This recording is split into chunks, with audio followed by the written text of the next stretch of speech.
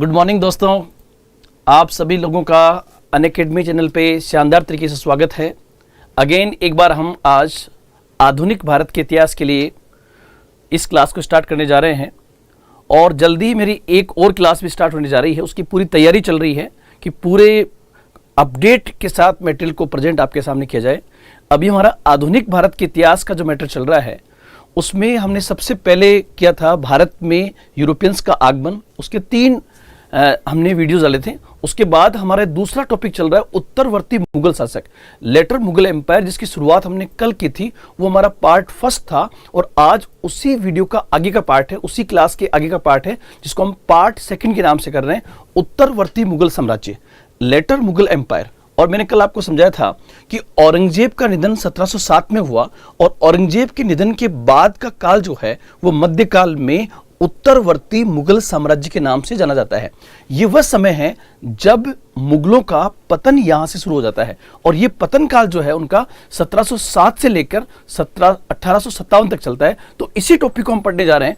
जो मैंने कल किया था उससे का थोड़ा सा रिवाइज करवा रहा हूं। और मैंने कल किया था कि औरंगजेब की मौत के बाद उसका बेटा मुअज्जम बहादुर शाह फर्स्ट के नाम से मुगल बादशाह बनता है, जिसका कार्यकाल 1707 से 1712 होता है। फिर मैंने आपको समझाया था कि बहादुर शाह की मौत के बाद मुगल साम्राज्य में एक नई प्रवृत्ति का विकास हुआ और वो नई प्रवृत्ति थी कि अब बादशाह की मौत के बाद उत्तराधिकार के लिए संघर्ष राजकुमारों के मध्य न होकर दरबारी गुटों के मध्य होने लगी और मुगल दरबार कई गुटों में बंट गया, जैसे ईरानी गुट, अफगानी गुट,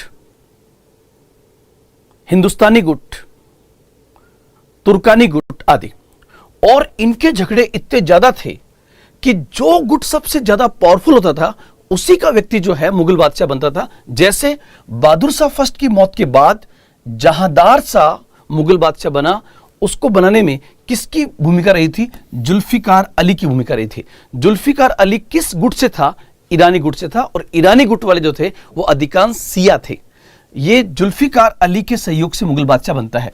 फिर जहांदार शाह के बाद जहांदार शाह को उसका भतीजा फर्रुखसियर मरवा देता है और फर्रुखसियर किसके माध्यम से बनता है? सैयद बंधुओं के सहयोग से। सैयद बंधु किससे थे?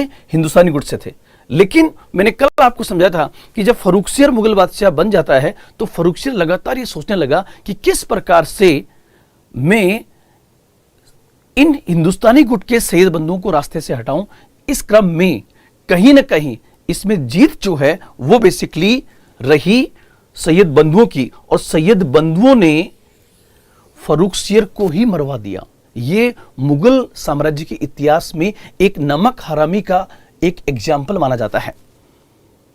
और उसके बाद सैयद बंधुओं ने, जब उनको कोई नहीं मिला, आप देखिए कि इतना मुगल साम्राज्य के उत्तराधिकारियों में इतना भय था कि मुगल बादशाह बनने का मतलब होगा षड्यंत्र का शिकार होना और मौत को गले लगाना। इसलिए लोग अब आगे नहीं आने लगे। तब सैयद बंधु ने क्या किया कि एक अल्पवयस्क बच्चा जिसका नाम था रफी-उद-दर्जात, उस रफी-उद-दर्जात को इन्होंने बादशाह घोषित कर दिया। ये अल्पवयस्क था, इसलिए इनके समय में सत्ता सैयद बंधुओं की पूरी तरह से हाथ में आ गई और इसका कार्यकाल 28 फरवरी से 4 जून 1719 तक था। 28 फरवरी से 4 जून 1719 तक था। आपसे अगर यह पूछे प्री के पॉइंट से कि किस मुगल बादशाह का कार्यकाल सबसे कम था, तो उसमें उत्तर होगा रफी-उद-दर्जात। रफी-उद-दर्जात और रफी-उद-दर्जात जो है इसकी जल्दी ही टीबी से डेथ हो जाती है। मतलब इसकी डेथ जो है वो बेसिकली टीबी से हो जाती है, ये मर गया। इसके बाद सैयद बंधु ने किसको मुगल बादशाह बनाया? तो रफी-उद-दौला को उन्होंने मुगल बादशाह बनाया।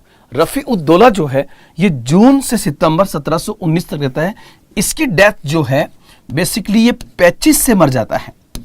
इसकी डेथ जो है वो 25 से हो जाती है। ये भी जो है इसकी भी डेथ हो गई। अब जब कोई नहीं मिला, मैंने आपको पहले कहा कि मुगल बादशाह बनने का मतलब होगा मरना, इसलिए कोई आगे नहीं आता था।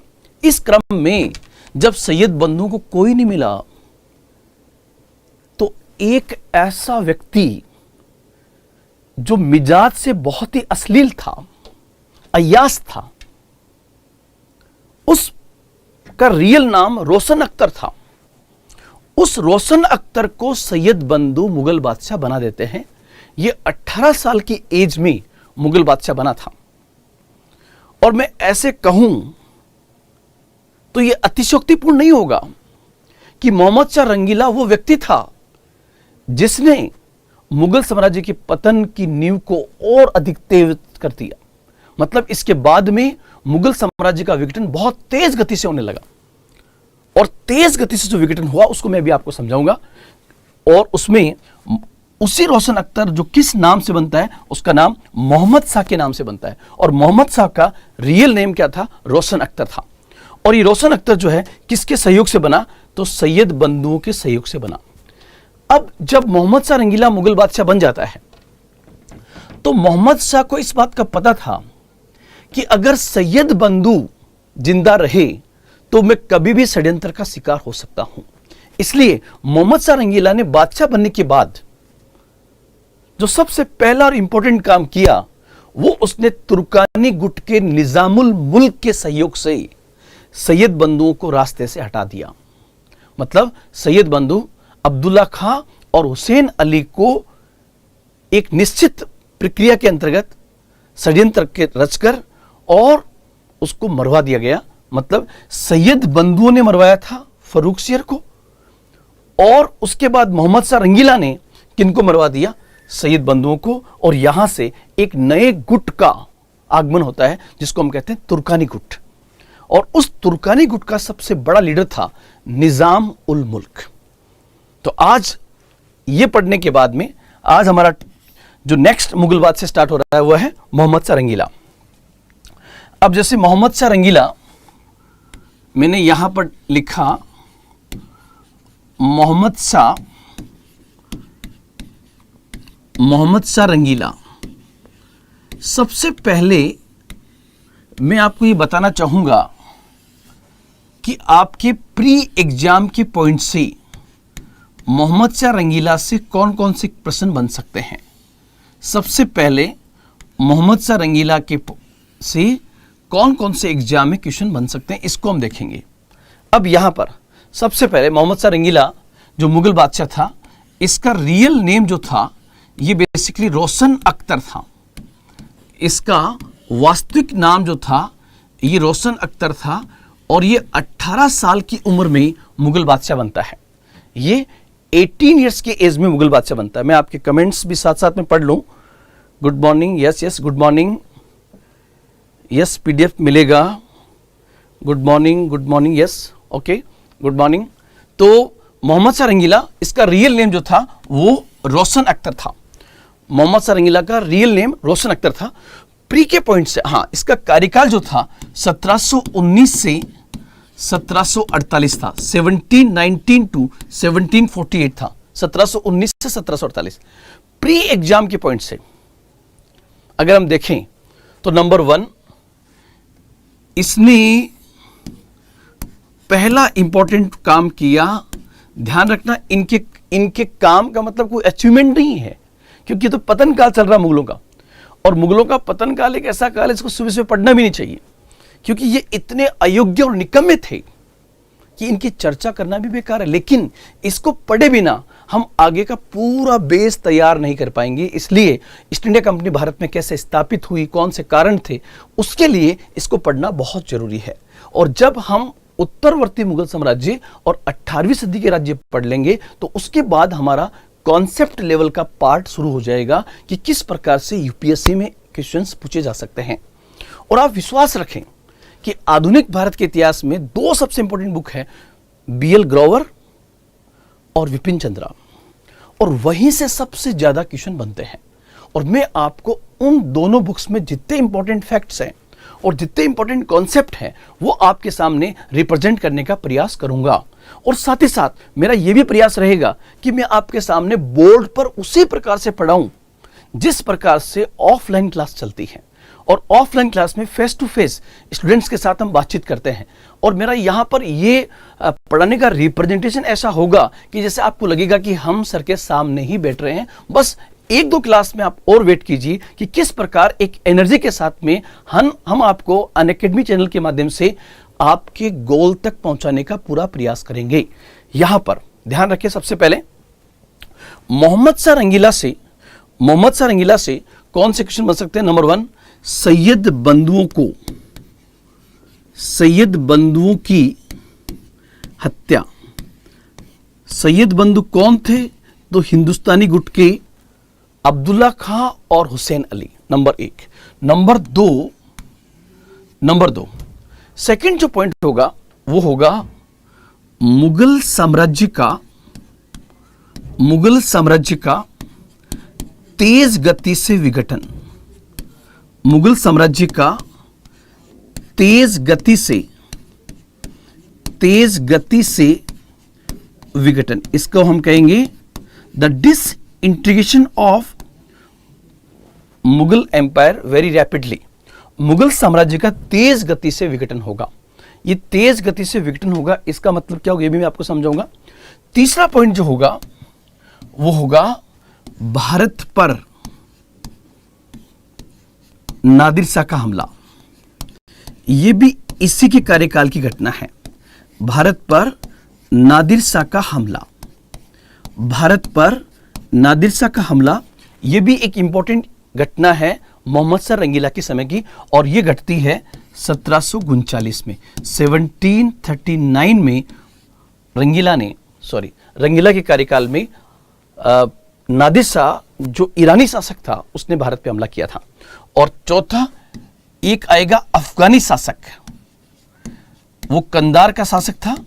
अफगानी शासक अहमद शाह अब्दाली का भारत पर हमला। अहमद शाह अब्दाली का भारत पर पहला हमला। अहमद शाह अब्दाली का भारत पर जो पहला हमला हुआ है वो हुआ है 1748 के अंदर, और उस समय मुगल बादशाह कौन था? तो मोहम्मद शाह रंगीला। तो आप लोग ध्यान रखें यहां पर कि सबसे इंपॉर्टेंट मोहम्मद शाह रंगीला जो था उसके कार्यकाल में ये 4 इंपॉर्टेंट घटनाएं आपको याद रखनी है। यूपीएससी में आपका क्वेश्चन ये बन सकता है, निम्नलिखित कथनों पर ध्यान दीजिए या निम्नलिखित बिंदुओं पर ध्यान दीजिए, इनमें से कौन सा या से बिंदु मोहम्मद शाह रंगीला के कार्यकाल से जुड़े हुए हैं। 1 2 3 4 दे देगा और देखा कौन से सही है, केवल 1 2 1 2 3 1 2 3 4। इस टाइप से यूपीएससी आजकल क्वेश्चन पूछ रही है, मतलब एक ही प्रश्न में आपको 4 प्रश्न पूछे जाने की संभावना होगी। तो ये बेहतर तरीका होगा हमारा कि जब आप जाएं तो इसका रिवीजन इस प्रकार से कर सकते हैं कि मोहम्मद शाह रंगीला के कार्यकाल की 4 इंपॉर्टेंट घटनाएं ये हैं। अब उन 4 इंपॉर्टेंट घटनाओं में से मैं आपको 2 घटनाओं को विस्तृत रूप से समझाऊंगा, वो है मुगल साम्राज्य का तेज गति से विघटन और नंबर 2 भारत पर नादिर शाह का हमला। तो ये 4 पॉइंट आपको याद रखने हैं। अब हम चलते हैं इसमें आगे, और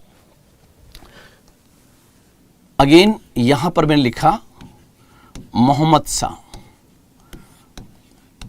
शाह रंगीला, और मोहम्मद शाह रंगीला के टाइम में इसका कार्यकाल 1719 से 1748 है, और इसके कार्यकाल में एक हमला होता है नादिर शाह का हमला। वो आपके एग्जाम में पूछा जा सकता है, नादिर शाह का हमला, the attack of Nadir Shah. अब देखो, सबसे पहले नादिर शाह के बारे में 2-3 पॉइंट्स आप ध्यान रखना। नादिर शाह बेसिकली फारस का शासक था। नादिर शाह फारस का शासक था, द किंग ऑफ पर्सिया। वह फारस का शासक था, द किंग ऑफ पर्सिया। और पर्सिया कहते हैं ईरान को, मतलब वो किस जगह का शासक था? तो बेसिकली ईरान का शासक था, ईरान का। और उसे ईरान का नेपोलियन भी कहते हैं, उसे ईरान का नेपोलियन भी कहा जाता है। किसको? नादिर शाह को। उसे ईरान का नेपोलियन भी कहा जाता है, ईरान का नेपोलियन नादिर शाह। और ईरान, ये जो है ईरान के सफ़ी वंश जो था, उस सफ़ी वंश ने इसे अपना उत्तराधिकारी घोषित किया था। सफवी वंश कहाँ का था? ईरान का था। उस सफवी वंश ने इसे अपना उत्तराधिकारी घोषित किया था कि आप जो है ईरान के शासक होंगे। अब सबसे पहले हम ये जानने का प्रयास करें कि नादिर शाह ने मुगल साम्राज्य पर हमला क्यों किया। इसको समझने के लिए अगर मैं मैप पे जाऊं तो सबसे पहले आप देखो,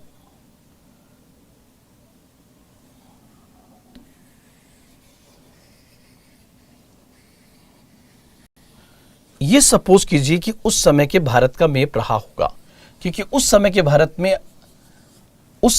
में आज का बांग्लादेश, पाकिस्तान और अफगानिस्तान के कुछ हिस्से भी थे। अब इस साइड में सपोज कीजिए यहां पर ये जो मैंने बनाया,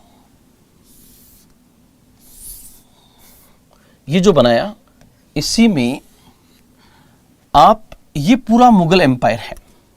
मुगल एम्पायर लगभग यहां तक था, लगभग ये मुगल साम्राज्य है। तो मैंने यहां पर डाल दिया ये मुगल साम्राज्य, ये मुगल एम्पायर है। इस मुगल साम्राज्य में अगर इस साइड से हम देखें तो कुछ पार्ट अफगानिस्तान का भी इसमें शामिल था। और उस समय काबुल जो था, अगर मैं इसको काबुल मानूं तो ये काबुल भी जो था, ये काबुल भी बेसिकली, काबुल भी मुगलों के पास में था। और इस जगह पर कंधार था, यहां पर ये कंधार था। और कंधार का ये जो क्षेत्र था ये किसी और के पास में था। और ये पूरा का पूरा पार्ट जो है ये ईरान था। उस समय ईरान का नाम फारस था और फारस का शासक जो था वो बेसिकली नादिर शाह था, वो नादिर शाह था। अब एक बहुत इंपॉर्टेंट, ऐसा नहीं है कि नादिर शाह मुगल साम्राज्य को जानता नहीं था। नादिर शाह मुगल साम्राज्य को जानता था और ईरान और मुगल साम्राज्य के बीच में राजदूतों का आदान प्रदान भी चल रहा था। लेकिन मोहम्मद शाह रंगीला के समय ये स्थितियां बिगड़ी, क्योंकि वो बहुत रंगीले मिजाज का व्यक्ति था। उसे उसका प्रशासन से दूर दूर तक कोई लेना देना नहीं था। तो इस क्रम में ईरान का शासक नादिर शाह कांधार पर हमला करता है। और कांधार पर हमला करने से पहले वो मुगल साम्राज्य में ये मैसेज पहुंचाता है कि जब मैं कांधार पर हमला करूं तो हो सकता है कि बहुत सारे अफगानी विद्रोह करके और आपके काबुल में पहुंचे, लेकिन आपको किसी भी अफगानी शासक को या उनके किसी दरबारी को या सेनापति को आपको काबुल में शरण नहीं देनी है। मतलब काबुल मुगलों के पास में था, कंधार एक ऐसा क्षेत्र था जो न मुगलों के पास में था न ईरान के पास में था। तो नादिर शाह जो है वो कंधार पर अपना आधिपत्य स्थापित करने के लिए हमला करता है, लेकिन हमले से पहले मुगल साम्राज्य को सूचित करता है कि कोई भी अफगानी भाग करके कंधार से काबुल में नहीं आना चाहिए। लेकिन जैसा कि आप लोग जानते हो, यहां तो सब लोग सोए हुए थे। पंजाब के गवर्नर ने भी कोई परवाह नहीं की, पंजाब उस समय मुगलों के पास में था। अब जैसे ही नादिर शाह कंधार पर हमला करता है तो बहुत सारे अफगानी भाग करके काबुल में आ जाते हैं। और जैसे काबुल में आए तो कहीं ना कहीं नादिर शाह ने जो बात कही थी उस बात का उल्लंघन हुआ। इसके बावजूद भी कहते हैं कि नादिर शाह ने भारतीय सीमा, मुगल साम्राज्य की सीमाओं का अतिक्रमण नहीं किया और उसने पुनः अपना एक राजदूत भेजा कि जाओ और मुगल एम्पायर से बात करो। लेकिन मुगल सैनिकों ने उस राजदूत को मार दिया। इस कारण से तात्कालिक कारण यह बनेगा कि इस तात्कालिक कारण के कारण नादिर शाह भारत की ओर आता है। और फिर कुछ इतिहासकारी कहते हैं कि नादिर शाह का एक मकसद भारत को लूटना भी था, लेकिन तात्कालिक कारण जो है कहीं ना कहीं मुगल साम्राज्य की शिथिलता थी। औरंगजेब और उससे पहले के जितने भी शासक थे उन्होंने इस बात का विशेष ध्यान रखा कि भारत की उत्तर पश्चिमी सीमाएं जो है उसकी पूरी सुरक्षा होनी चाहिए। लेकिन मोहम्मद शाह रंगीला, या मैं ऐसे कहूं कि उत्तरवर्ती मुगल साम्राज्य ने इन सीमाओं की परवाह नहीं की, जिसके कारण इस क्षेत्र से आक्रमण बढ़ गए। और एक चीज यहां मैं भूल जाऊंगा, आप याद रखना कि जब भारत पर अफगानी और ईरानी शासकों के हमले होंगे तभी इस क्षेत्र में, ये क्षेत्र होगा पंजाब, और इस क्षेत्र में पंजाब राज्य का उद्भव होगा। तो यहां पर ये जो पंजाब स्टेट का उद्भव होगा ये बेसिकली इन हमलों का मतलब मुगलों से निकलेगा और यहां पर सिख राज्य की स्थापना होगी। तो ये भी आप ध्यान रखना, इसको मैं आगे बताऊंगा आपको। अब यहां से हम आगे चलें तो नादिर शाह जो है वो कंधार से पंजाब होते हुए और इधर बढ़ता है। अब यहां सपोज कीजिए कि यहां पर ये दिल्ली है, ये दिल्ली है और दिल्ली में मोहम्मद शाह रंगीला है, मोहम्मद शाह रंगीला है, दिल्ली में मोहम्मद शाह रंगीला है। अब उस समय तक मुगल साम्राज्य से अलग होकर के यहां पर एक स्वतंत्र राज्य बन चुका है। उस स्वतंत्र राज्य का नाम था अवध। इस अवध की स्थापना की थी सादत खां ने। अवध का जो संस्थापक था वो था सादत खां। और इसी प्रकार से यहां पर एक स्टेट बन चुका है इंडिपेंडेंट। इस स्वतंत्र राज्य का नाम था हैदराबाद। इसको मैं आपको भी बताऊंगा, हैदराबाद। और हैदराबाद की स्थापना करता है निजाम उल मुल्क।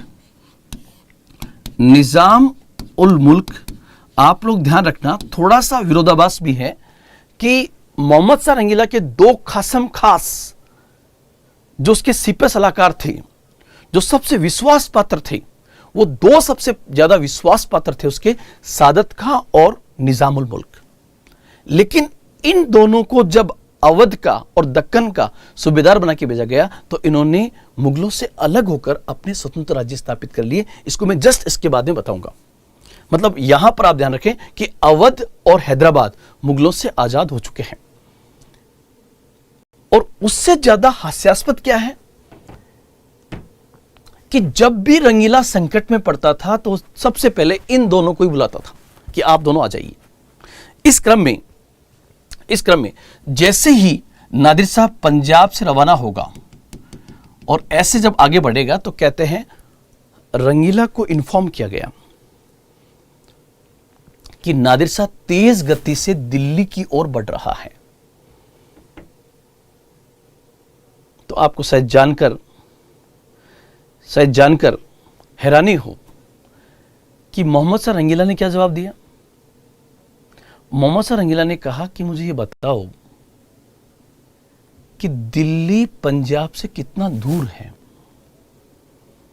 मतलब उसका ये था कि उसको आने में कितना वक्त लगेगा ताकि मुझे अगर एक दो पेक और लेने तो मैं ले लूं। इससे आप अंदाज लगा सकते हो कि मुगल साम्राज्य का पतन किस हद तक हो चुका था। अब जब वो बहुत नजदीक, दिल्ली के बहुत नजदीक पहुंच गया, मतलब करनाल पहुंचा वो फरवरी 1739 में। वह फरवरी 1739 में कहां पहुंचता है तो आप इस जगह को मान लो करनाल, और यहां पहुंचता है वो फरवरी 1739 के अंदर। फरवरी 1739 को करनाल पहुंचता है। इससे पहले मोहम्मद शाह रंगीला इन्फॉर्म करवा देता है सादत खां को और निजामुल मुल्क को कि आप जल्द से जल्द आ जाएं। तो ये दोनों लोग जो है निजामुल मुल्क और सादत खां रंगीला की मदद के लिए पहुंच जाते हैं। हालांकि इससे पहले वो मुगलों से आजाद हो चुके हैं। अब फरवरी 1739 में 1739 में करनाल के पास नादिर शाह वर्सेज मुगल सेना की एक लड़ाई हुई जिसमें रंगीला को बाकायदा तैयार करके वहां पर ले जाया गया। लेकिन ये युद्ध, और इससे भी ज्यादा बेशर्मी की बात क्या होगी कि रंगीला को इस बात का भी पता नहीं था कि युद्ध कहां होने जा रहा है। मतलब ये करनाल में हो रहा है या सोनीपत में हो रहा है, पानीपत में हो रहा है, कहां, इसको पता ही नहीं है। और करनाल में जो वार हुआ मुगल वर्सेस नादिर शाह, ये वार मात्र 3 घंटे चला और 3 घंटे में ही नादिर शाह की सेना ने मोहम्मद शाह रंगीला को पराजित कर दिया। और मोहम्मद शाह रंगीला का मीर बख्शी था खाने दोरा, वो खाने दोरा इसमें मारा गया। मतलब रंगीला की मुगल सेना का मीर बख्शी का पद खाली हो गया। कुल मिला के 3 घंटे की लड़ाई चली और उस 3 घंटे की लड़ाई में नादिर शाह ने मोहम्मद शाह रंगीला को पराजित करके और 2 लोगों को बंदी बना लिया। अब जिन 2 लोगों को बंदी बनाया गया, मतलब नादिर शाह ने बंदी किसको बना लिया? तो 2 लोगों को बंदी बनाया, एक तो रंगीला को, मतलब मोहम्मद शाह रंगीला को, और दूसरा जिसको बंदी बनाया उसका नाम था सादत खां। दूसरा नाम था सादत खां। ये आप लोग ध्यान रखना, इन 2 लोगों को नादिर शाह बंदी बना लेता है। और रंगीला, जैसा कि आप लोग कमेंट्स में लिख रहे हैं, नशेड़ी गजेड़ी, यस, वो नशेड़ी था भयंकर।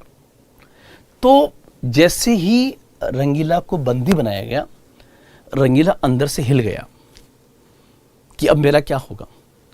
तो इस क्रम में रंगीला ने मैसेज करवाया, मतलब इंफॉर्मेशन दी होगी, किसको? निजामुल मुल्क को।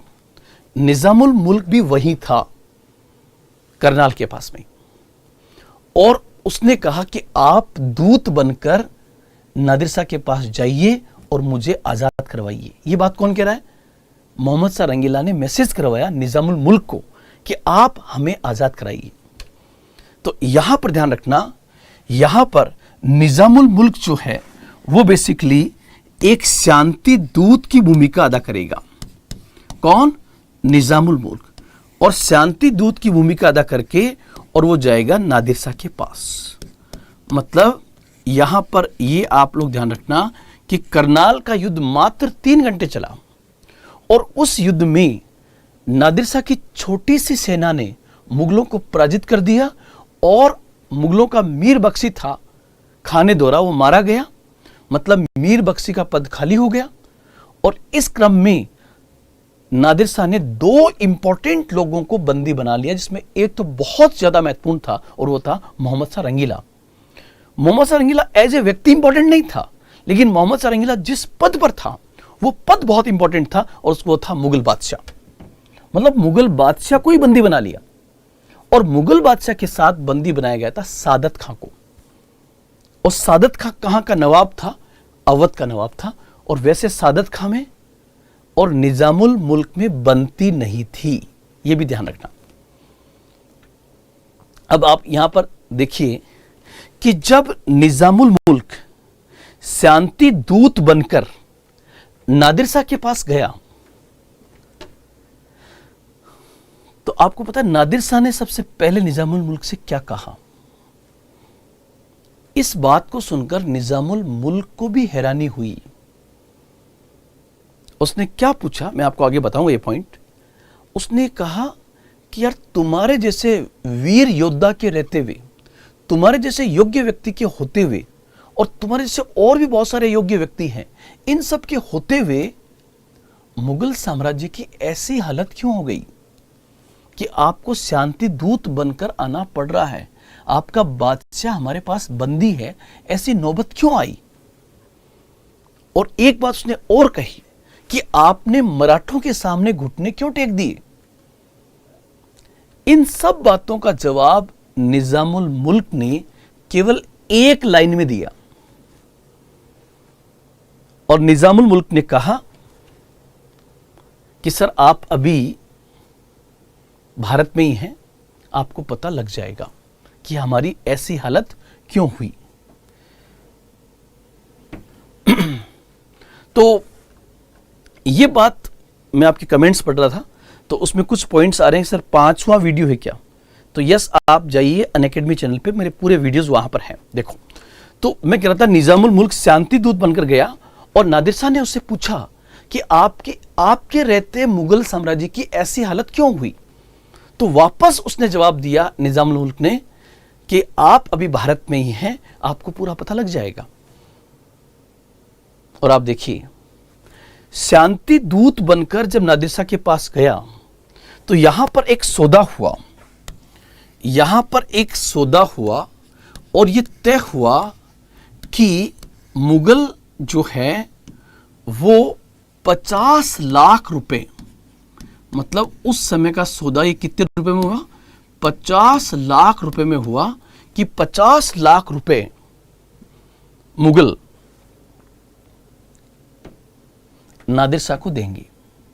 और ये सौदा कौन कर रहा है? निजाम उल मुल्क कर रहा है, जिसका रियल नेम चिन कलिज खान था और वह हैदराबाद का निजाम था। इसको मैं अभी बताऊंगा आपको। तो सौदा कितने में हुआ? 50 लाख में। उसमें भी उन्होंने कहा कि 50 लाख की 3 किस्तें होगी, 20 तो हम आपको नगद दे देंगे और उसके बाद 10, 10 और 10 की 3 किस्त होगी। मतलब ये सौदा कितने में हुआ? 50 लाख में हुआ। ये सौदा 50 लाख में हुआ और उस 50 लाख में ये कहा गया कि 20 लाख नगद देंगे और बाकी 10, 10, 10 3 पार्ट में देंगे। और ये कब देंगे? आपको भारत छोड़ने से पहले पहले देंगे। और कहां कहां देंगे? तो कहा लाहौर, अटक और काबुल में दे देंगे। मतलब 10 लाख दे देंगे लाहौर में, 10 लाख दे देंगे अटक में, 10 लाख दे देंगे काबुल के अंदर, काबुल में, और फिर आप भारत छोड़ देना, हम आपको 50 लाख रुपए दे देंगे। और इस प्रकार 50 लाख में नादिर शाह राजी हो गया। 50 लाख में वो राजी हो गया। और ध्यान रखना, 50 लाख रुपए की रकम बहुत बड़ी रकम थी और नादिर शाह भी इस रकम से खुश था। और इसके बाद उसने रंगीला और सादत खां को रिहा कर दिया। अब आप देखिए, जैसे रंगीला रिहा हुआ तो उसके मीर बख्शी का पद खाली था और उसने निजाम उल मुल्क, जो हैदराबाद का निजाम था, उसे मीर बख्शी का पद दे दिया। मतलब मीर बख्शी के पद पर नियुक्त कर दिया। इससे सादत खां को जलन हुई और सादत खां चाहता था कि मीर बख्शी का पद मेरे पास में आए, जबकि वो ऑलरेडी मुगलों से आजाद हो चुका है दोनों ही, और वो अवध का नवाब था। लेकिन वह निजामुल मुल्क से जलता था और वो ये भी चाहता था कि रंगीला की नजर में निजामुल मुल्क का कद नहीं बढ़ना चाहिए। इसके लिए उसने क्या किया कि वापस से एक संदेश करवाया नादिर शाह के पास और कहा, क्या यार, आप 50 लाख में मान गए? तो नादिर शाह ने वापस संदेश कराया कि नहीं तो क्या। तो उसने वापस, सादत खान ने नादिर शाह को कहा कि अगर सौदा हम करते तो हम आपको 50 लाख नहीं, हम आपको 20 करोड़ देते। मतलब यहां पर सादत खां इस बने बनाए समझौते को बिगाड़ेगा और वो कितना ऑफर करेगा? 20 लाख नहीं, 20 करोड़, 20 करोड़ ऑफर करेगा। अब आप देखो, मुगल साम्राज्य के ऐसा हालात क्यों हुए और भारत पर यूरोपियन आकर राज क्यों करेंगे, उसका एक जीता जागता नमूना यह है। और शायद ही पूरे मुगल साम्राज्य के इतिहास में हमें कहीं पर भी देखने को ऐसा नहीं मिलता कि इस प्रकार की किसी संधि के बाद इस प्रकार से बादशाह के साथ ही कोई धोखा किया गया हो।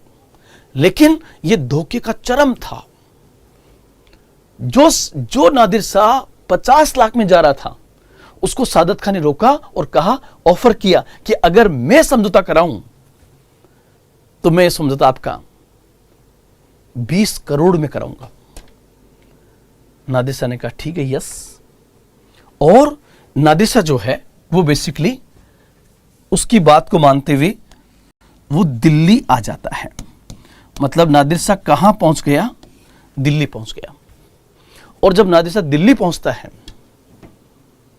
तो दिल्ली पहुंचने के बाद ऐसे कहते हैं कि 20 मार्च 1739 को, ध्यान रखना करनाल का युद्ध हुआ है फरवरी 1739 के अंदर, लगभग नेक्स्ट मंथ आ जाएगा मार्च। 20 मार्च 1739 को दिल्ली पहुंचा और मस्जिदों में उसके नाम का खुतबा पढ़ा गया। उसके नाम के सिक्के चलाए गए नादिर शाह के नाम की। ये बात है 20 मार्च की, और 22 मार्च को यह अफवाह फैली कि नादिर शाह मर गया है। जैसे ही अफवाह फैली, कहते हैं कि नादिर शाह के 700 सैनिकों को मार दिया गया। इसके बाद नादिर शाह को एहसास हुआ कि उसके साथ में धोखा हुआ है, तो उसने तुरंत वापस मोहम्मद शाह रंगीला को बंदी बना लिया। मोहम्मद शाह रंगीला को बंदी बना लिया, और कहते हैं कि उसने एक नरसंहार के आदेश दिल्ली में दिए कि कत्लेआम कीजिए। कहते हैं कि उस 22 मार्च के बाद दिल्ली में लगभग 30,000 लोग उस समय हताहत हुए। ये एक बड़ी घटना थी। अब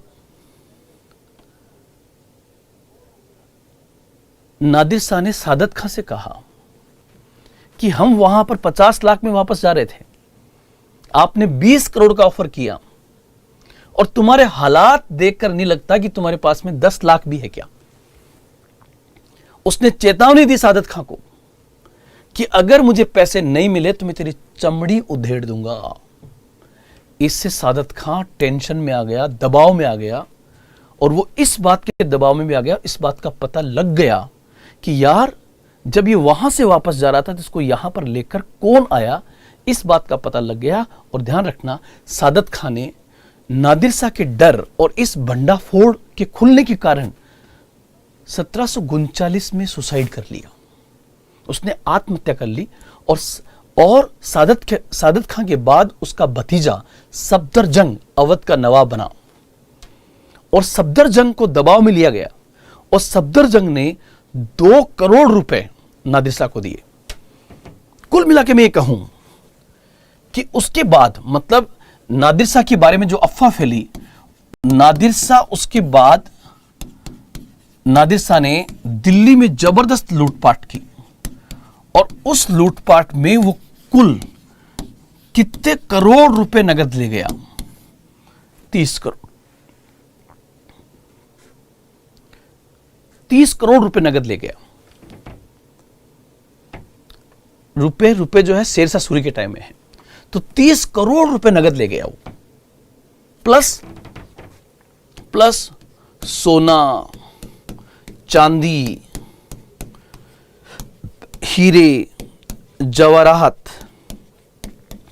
ऐसे करके कहते हैं कि अगर ये पूरा जोड़ा जाए, और इसमें क्या जोड़े, एक तो कोहिनूर का हीरा ले गया, कोहिनूर का हीरा, और प्लस सोने का सिंहासन जिसे तख्त ताउस कहते हैं, जो शाहजहां के द्वारा बनाया गया था, सोने का सिंहासन, 30 करोड़ रुपए नगद, प्लस कोहिनूर का हीरा, तख्त ताउस, सोना, चांदी, हीरे, जवाहरात, हजारों घोड़े, सैकड़ों हाथी, सैकड़ों बढ़ई, ऐसे बहुत सारे 100 लेखपाल, मतलब मुगल साम्राज्य के जो इंपॉर्टेंट वर्कर्स थे, जो मुगल साम्राज्य में काम करते थे, उनको भी अपने साथ ले गया।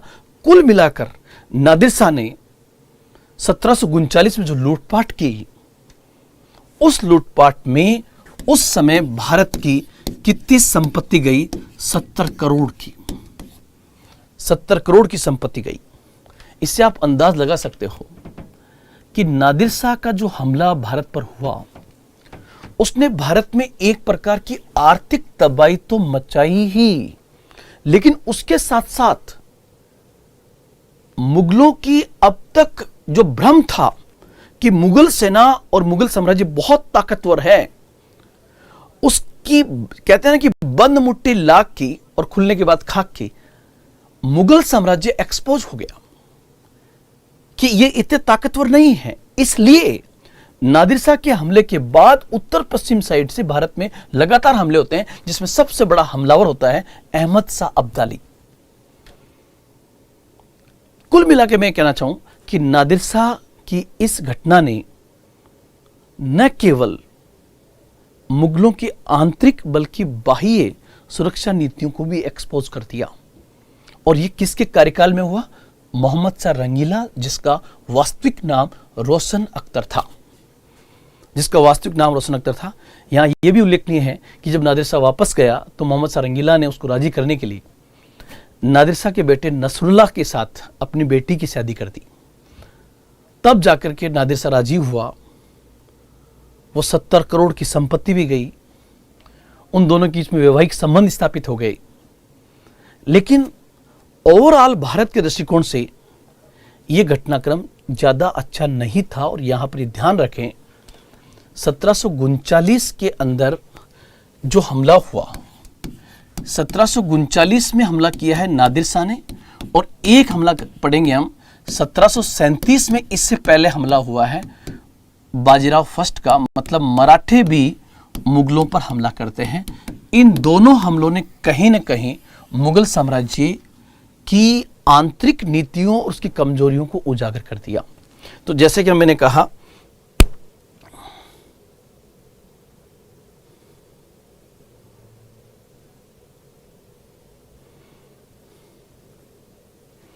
मैंने आपको पूरा समझाया था कि किस प्रकार से नादिर शाह ने हमला किया।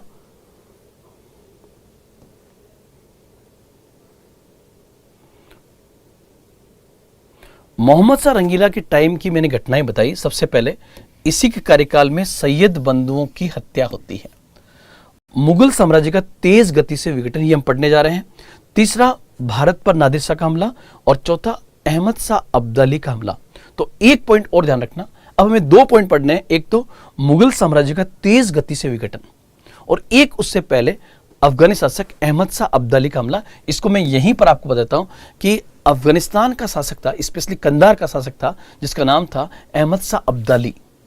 उसे इतिहास में दुर्रे दुर्रानी के नाम से जानते हैं। अहमद शाह अब्दाली को ही किस नाम से जानते हैं? तो दुर्रे दुर्रानी के नाम से जानते हैं, जिसका हिंदी में अर्थ होता है युग का मोती।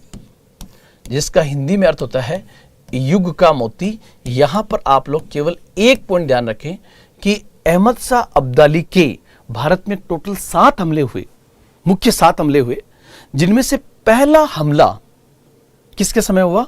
मोहम्मद शाह रंगीला के समय। और मोहम्मद शाह रंगीला के बाद बनेगा बादशाह अहमद शाह। उस अहमद शाह के समय में अहमद शाह अब्दाली के, ध्यान रखना 2 अहमद शाह है, अहमद शाह और अहमद शाह अब्दाली। उस अहमद शाह के समय अहमद शाह अब्दाली के सबसे ज्यादा हमले होंगे, जो हम आगे पढ़ेंगे। अब 1, 2 और तीसरा टॉपिक जो आपका होगा, तीसरा पॉइंट जो है वो है मुगल साम्राज्य का तेज गति से विघटन। और ये किसके समय में हुआ? मोहम्मद शाह रंगीला के समय में। तो एक पॉइंट हमें और पढ़ना है, वो है मुगल साम्राज्य का तेज गति से विघटन। ये तेज गति से विघटन क्या मतलब होगा? तो इसका मैं आपको समझा देता हूं कि मुगल साम्राज्य का तेज गति से विघटन हुआ। Disintegration of Mughal empire rapidly, तेज गति से विघटन हुआ। इसका मतलब क्या हुआ कि यहां पर सपोज कीजिए कि ये जो भारत था, इस भारत में 1739 के आसपास, यहां पर 1739 के आसपास ये जो भारत था, यहां पर मुगल साम्राज्य का जब बादशाह मोहम्मद शाह रंगीला होगा, तब मुगल एम्पायर जो यहां तक था उसका तेज गति से टूटेगा, और टूट करके उससे नए राज्य बनेंगे। वो नए स्टेट कौन से बने? तो आप देखोगे यहीं पर दक्षिण भारत में एक नया स्वतंत्र राज्य बनता है, जिसका नाम था हैदराबाद।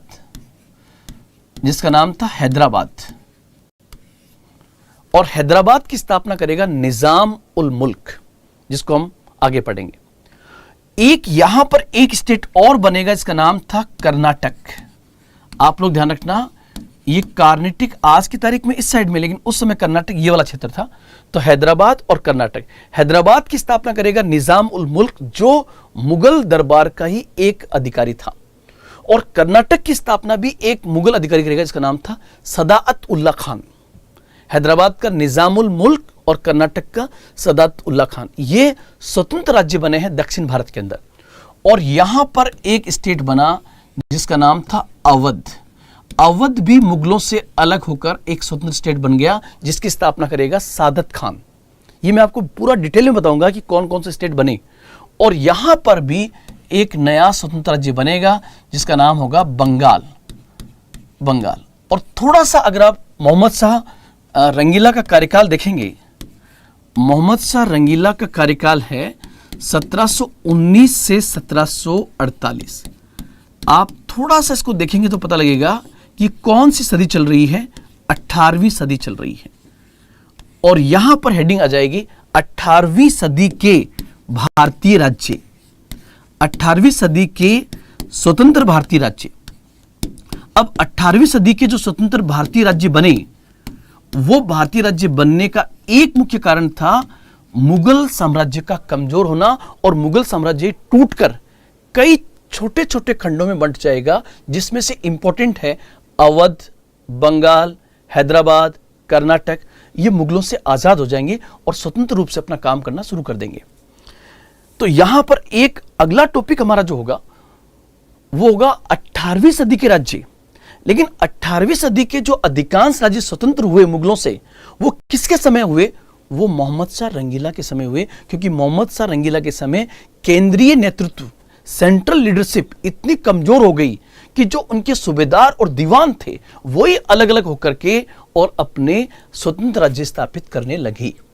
साथ ही साथ मोहम्मद शाह रंगीला के टाइम में ही कुछ ऐसे राज्य भी आए जो अब पूरी तरह से मुगलों को टक्कर देने लगे। जैसे यहां पर एक स्टेट आएगा जिसका नाम था मराठा स्टेट, और मराठों में होगा बाजीराव फर्स्ट।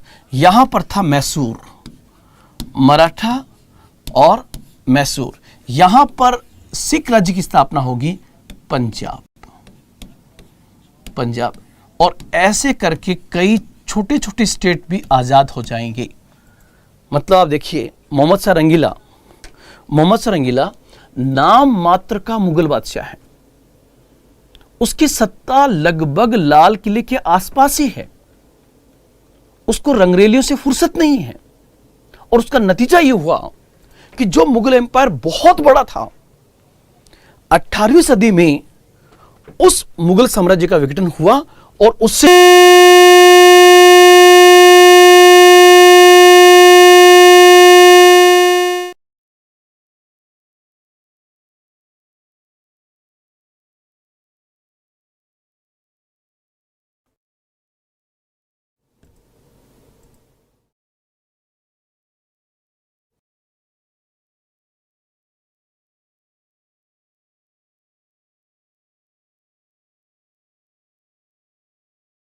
उत्तराधिकारी राज्य, मुगलों के उत्तराधिकारी राज्य, मुगलों के उत्तराधिकारी राज्य। और एक हम कह देंगे अन्य राज्य या अन्य स्वतंत्र राज्य, अन्य स्वतंत्र राज्य। ये दो प्रकार के स्टेट होंगे 18वीं सदी के अंदर। अब उत्तराधिकारी राज्यों का मतलब क्या होगा? सक्सेसर स्टेट्स का मतलब क्या होगा? जैसे मुगलों के सक्सेसर स्टेट थे, कैसे? अवध, बंगाल, हैदराबाद, कर्नाटक। जैसे कर्नाटक का संस्थापक था सदात उल्ला खान, हैदराबाद का था निजाम उल मुल्क, बंगाल का था मुर्शिद कुली खान, अवध का था सादत खान। तो अब आपके दिमाग में क्वेश्चन आएगा कि सर इनको उत्तराधिकार राज्य आप क्यों कह रहे हो? यहां पर उत्तराधिकार का मतलब यह नहीं होगा कि इनको स्थापित करने वाले मुगल वंश के परिवार से थे, बल्कि यहां उत्तराधिकार का मतलब होगा कि मुगल साम्राज्य के इन अधिकारियों ने स्वतंत्र होने के बाद भी उसी व्यवस्था को, उसी प्रशासनिक व्यवस्था को, उसी राजस्व व्यवस्था को अपनाया जो किस में चलती थी? मुगल साम्राज्य के अंदर। इसलिए इन्हें मुगलों का उत्तराधिकारी राज्य कहा जाता है। और अन्य राज्य जैसे मैसूर, मराठा, पंजाब, ये वो स्टेट है जो या तो मुगलों के पास नहीं थे, और यदि थे तो वहां पर मुगल अधिकारियों ने सत्ता स्थापित न करके किसी और ने की है। जैसे पंजाब में सिख राज्य की स्थापना होगी, पंजाब में सिख स्टेट की स्थापना होगी, वो मुगलों से अलग है। लेकिन पंजाब में सिख राज्य स्टैब्लिश क्यों हुआ? क्योंकि मुगलों से ये लगातार हाथ से निकलता गया, और इधर से जब अफगानी हमले हुए तो सिखों को उद्भव करने का मौका मिल गया, इसलिए वहां पर सिख स्टेट बनेगा। तो मैंने कहा कि जो मोहम्मद शाह रंगीला है, उस मोहम्मद शाह रंगीला के कार्यकाल की 4 प्रमुख घटनाएं हैं नंबर 1 सैयद बंधुओं की हत्या, नंबर 2 नादिर शाह का हमला, नंबर 3 अहमद शाह अब्दाली का हमला, और नंबर 4 किस मुगल साम्राज्य के कार्यकाल में तेज गति से विघटन हुआ। थोड़ा टेक्निकल मिस्टेक, ओके। अब आ रही है आवाज आपके पास? आप प्लीज कमेंट करें।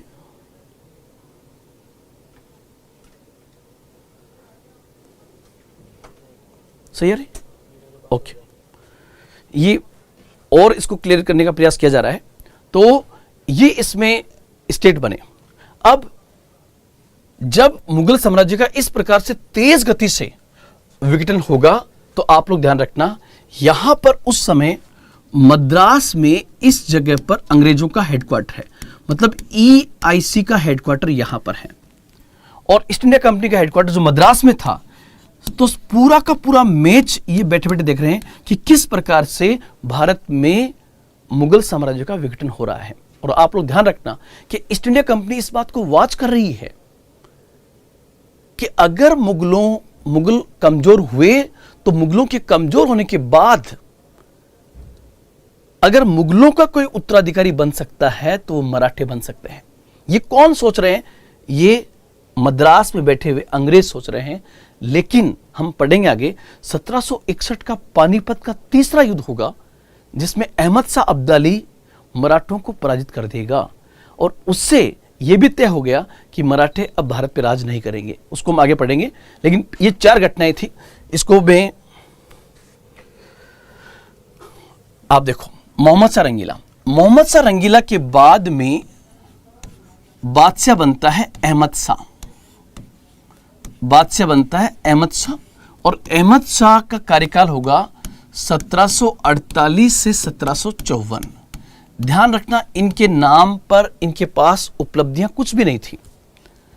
अहमद शाह के बारे में कहते हैं कि अहमद शाह मोहम्मद शाह रंगीला से भी ज्यादा अय्याश था।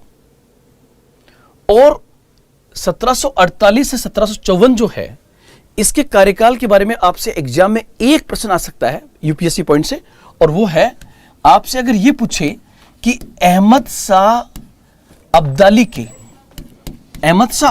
के सबसे अधिक हमले किस मुगल बादशाह के टाइम हुए, तो आप लोग ध्यान रखना, अहमद शाह अब्दाली के सबसे अधिक हमले जो है वो बेसिकली अहमद शाह के समय हुए। ध्यान रखना आप लोग, ये अहमद शाह और अहमद शाह अब्दाली 2 अलग अलग हैं। अहमद शाह मुगल बादशाह का नाम है जिसका कार्यकाल 1748 से 1754 है, और एक मुगल बादशाह एक है अहमद शाह अब्दाली जो बेसिकली अफगानी शासक है, जो दुर्रे दुरानी के नाम से फेमस था। वो अहमद शाह अलग है। तो अहमद शाह अब्दाली के सर्वाधिक हमले जो हैं, अहमद शाह अब्दाली के सर्वाधिक हमले, अगर आपसे पूछे कि अहमद शाह अब्दाली का पहला हमला किसके समय हुआ था, तो मोहम्मद शाह रंगीला के समय। सबसे अधिक हमले किसके समय हुए, तो सबसे अधिक हमले हुए अहमद शाह के टाइम में। सबसे अधिक हमले जो हुए हैं वो अहमद शाह के टाइम। और अहमद शाह के बाद जो है, अहमद शाह के बाद का जो पार्ट है वो हम कल करेंगे। इसमें सिर्फ 3-4 शासक और बचे हुए हैं। हमारा चल रहा है उत्तरवर्ती मुगल शासक। और आप लोग ध्यान रखें कि हम आधुनिक भारत के इतिहास का अभी केवल बेस तैयार कर रहे हैं कि आपको एक एक घटनाओं से जोड़ दिया जाएगा, और कालांतर में जब हम 5-7 क्लास को आगे निकल जाएंगे तब मैं जो बताऊंगा वो पूरा का पूरा एक कहानी की तरह होगा। लेकिन मेरा बोर्ड जो चलेगा वो पूरा एग्जाम के पॉइंट ऑफ व्यू चलेगा, और पूरा BL ग्रोवर और विपिन चंद्रा की जो पुस्तक है, और प्लस पिछले 20 वर्षों में प्री और मेंस में क्या प्रश्न पूछे गए हैं, उसके एक एक बिंदु का निचोड़ में आपके सामने रिप्रेजेंट करूंगा।